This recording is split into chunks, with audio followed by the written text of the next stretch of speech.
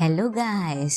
तो आज जो सीरीज़ हम एक्सप्लेन करने जा रहे हैं उसका नाम है प्रोवोक, एपिसोड नंबर 14। एपिसोड 14 की शुरुआत में दिखाया जाता है कि जियांगिंग जो है उसने दू जिंगजुआंग को डैगर से स्टैब कर दिया होता है, लेकिन सडनली ही वो उड़ जाती है अपने सपने से और वो बाथ टब में होती है, जहाँ पर वो लंबी सांस लेती है डर के मारे और वो खुद को टाइडी करती है। दिखाया जाता है जैसे ही वो ड्रेसिंग कर लेती है और अपने बालों को सुखा लेती है, तभी वहाँ पर दू जिंगजुआंग जो है वो आ जाता है। दू जिंगजुआंग जो होता है वो जियांगिंग को एम्ब्रेस करता है और उसे कहता है कि क्या वो उसकी ड्रीम का हिस्सा था, और साथ में उससे अपोलोजाइज़ भी करता है वेडिंग के लिए। दिखाया जाता है जियांगिंग जो होती है उसे माफ़ कर देती है और दू जिंगजुआंग जो होता है उसे किस करने की कोशिश करता है, लेकिन जियांगिंग जो होती है वो बहुत ही चालाकी से उसे अवॉइड करती है और उसके कपड़ों को खोलती है और साथ में उसे टीज़ करती है। दिखाया जाता है वो उसे बेड की तरफ ले जाती है। उसी दौरान वो सीक्रेटली उसकी जेब में से वो चाबी चुरा लेती है जो कि उसकी स्टडी की होती है। दू जिंगजुआंग जो होता है वो जियांगिंग की तरफ देखता है और वो कहता है कि वो काफ़ी ओल्ड हो चुका है। तभी दिखाया जाता है कि जैंक्वी जो है वो नॉक करती है डोर पे और वो शाउट करती है कि क्विन जो है वो वॉमिट कर रही है पिछले 2 घंटों से, जब से उसने खाना खाया है, और ये जो है काफ़ी ठीक नहीं दिख रहा है।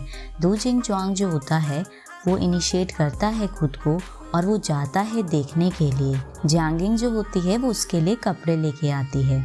जैसे ही दू जिंगजुआंग जो है वो जियांगिंग के कमरे को छोड़ देता है, दू जन्यू जो होता है वो काफ़ी ज़्यादा रेस्टलेस नज़र आता है, एक बिल्ली की तरह जो कि एक गरम रूफ पे चल रही हो।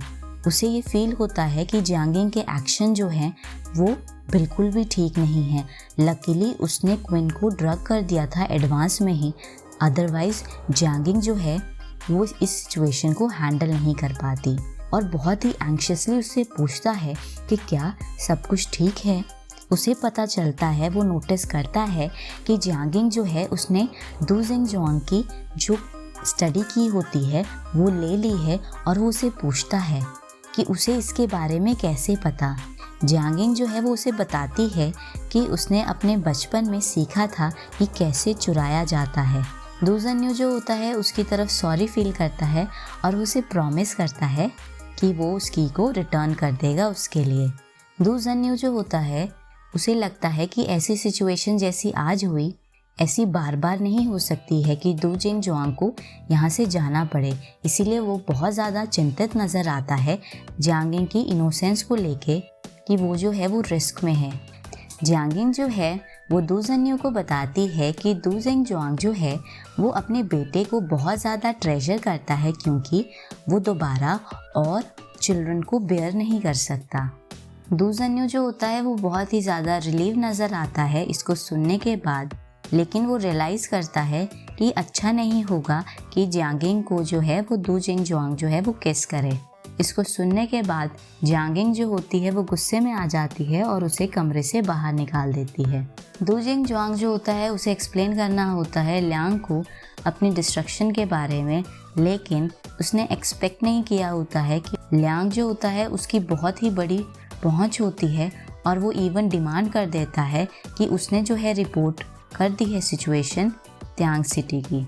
जिसको सुनने के बाद दू जिंगजुआंग जो होता है वो बहुत ज़्यादा गुस्सा हो जाता है, लेकिन लियांग जो है वो बताता है कि उसके आसपास जो है कोई जासूस है, जिसकी वजह से दू जिंगजुआंग जो है वो बहुत ही चिंतित नज़र आता है।